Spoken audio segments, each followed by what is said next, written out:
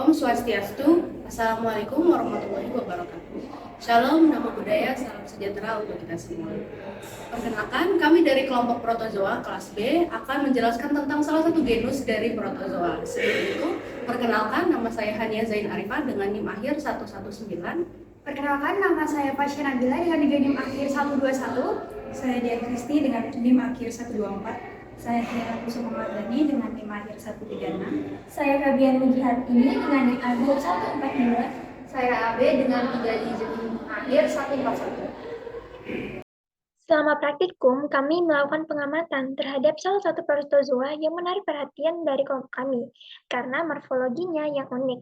Nah, protozoa ini memiliki bentuk inti yang bulat ataupun oval. Sebagai tambahan pada gambar, juga kami menemukan bahwasannya umumnya protozoa ini hidup di dalam plasma darah atau cairan jaringan. Nah, keberadaan protozoa ini dalam lingkungan plasma darah atau cairan jaringan menunjukkan adaptasinya terhadap lingkungan tertentu. Selama pengamatan, kami juga mencatat bahwasanya protozoa ini memiliki bentuk tubuh yang menarik, yakni berbentuk kumparan. Struktur ini mungkin saja memiliki peran dalam mobilitas, penyebaran, atau strategi adaptasi lainnya yang membuatnya dapat bertahan hidup di dalam lingkungan yang spesifik tersebut.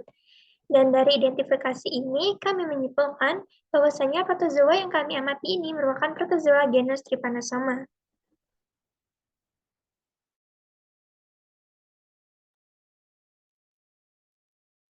Lalu pengertian dari genus Trypanosoma ini sendiri adalah genus dari kumpulan parasit bersel tunggal yang termasuk dalam filum Kinetoplastida. Trypanosoma ini memiliki siklus hidup yang kompleks dengan tahapan hidup di dalam inang vertebrata, dan inang vektor.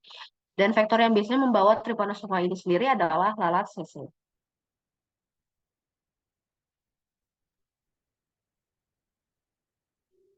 Kemudian kita masuk ke klasifikasi dari Trypanosoma.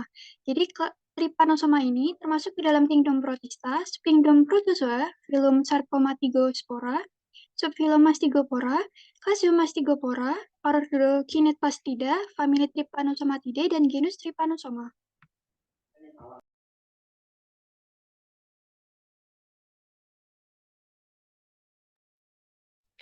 Selanjutnya, siklus hidup dari Trypanosoma. Siklus hidup dari Trypanosoma sendiri melibatkan dua inang yang berbeda, yaitu inang vertebrata dan inang vektor. Yang pertama, inang vertebrata. Trypanosoma masuk ke dalam tubuh inang vertebrata melalui gigitan vektor yang terinfeksi atau melalui kontak langsung dengan darah atau jaringan yang terinfeksi. Selanjutnya, di dalam tubuh inang vertebrata, Trypanosoma berkembang biak dan menyebabkan infeksi.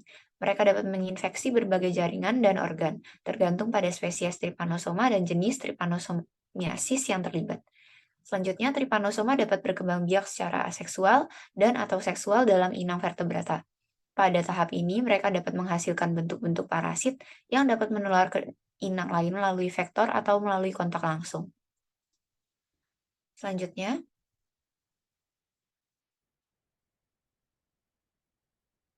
siklus hidup melalui inang vektor.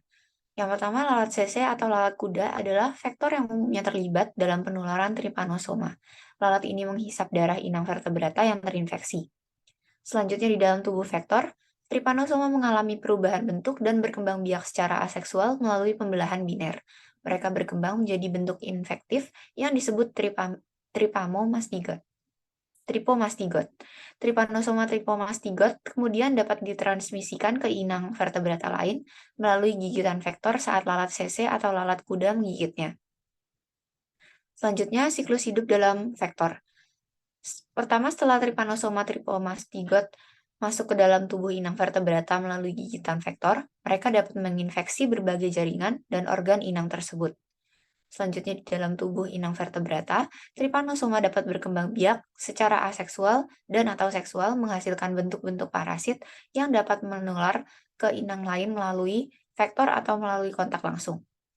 Selanjutnya, lalat CC atau lalat kuda yang menghisap darah inang yang terinfeksi akan mengambil Trypanosoma kembali ke dalam tubuhnya melanjutkan siklus hidup Trypanosoma. Selanjutnya akan dijelaskan teman saya.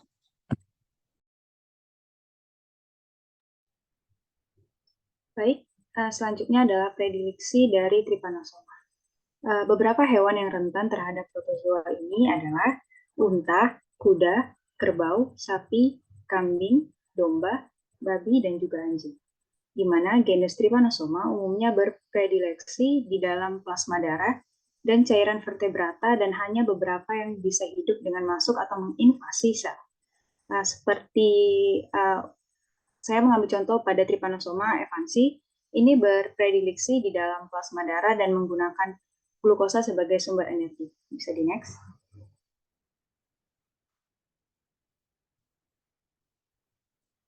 Selanjutnya, gejala klinis dari Trypanosoma evansi, di mana suhu tubuh hewan lebih dari 39 derajat Celcius, yang artinya hewan tersebut mengalami demam, dan juga hewan tersebut tampak lesu dan lemah. Mengalami kepincangan pada kaki belakang, bahkan tidak jarang mengalami kelumpuhan pada tubuh bagian belakang. Selaput lendir, mata hiperemia, disertai bintik-bintik darah. Limfoglandula submaxillaris bengkok dan apabila dibengkak dan apabila diraba terasa panas dan hewan merasa sakit. Kelenjar-kelenjar limfe bengkak dan dapat membentuk abses, juga artritis, tendovaginitis, dan anemi serta sering diderita hewan. Pada gambar nomor 5 menunjukkan kuda yang terkena Trypanosoma evansi, di mana kuda tersebut mengalami penurunan berat badan dan pembesaran pada skrotum. Sedangkan pada gambar yang di bawah itu adalah mata anjing yang mengalami endapan fibrin pada anterior chamber mata pada anjing tersebut. Baik, selanjutnya akan dijelaskan oleh teman saya.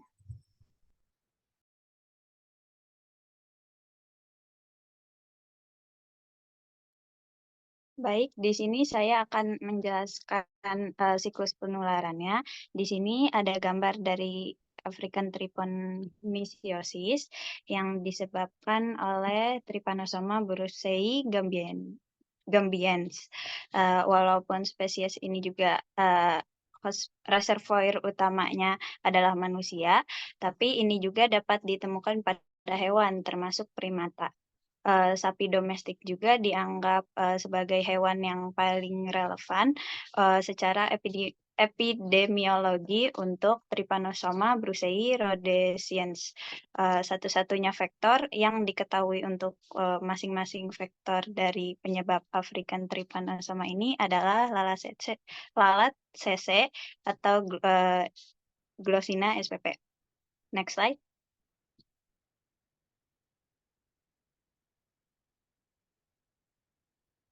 Yang kedua ini ada dari Trypanosoma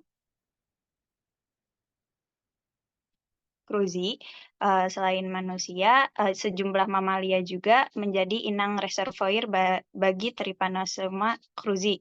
Misalnya hewan-hewan seperti armadillo, opasum, rakun, tikus kayu, dan beberapa hewan pengerat lainnya, termasuk anjing peliharaan. Spesies vektor triatomin yang umum untuk Trypanosomiasis itu termasuk ke dalam Triatoma, Rhodnius, dan Panstrongylus. Selanjutnya akan saya serahkan ke moderator.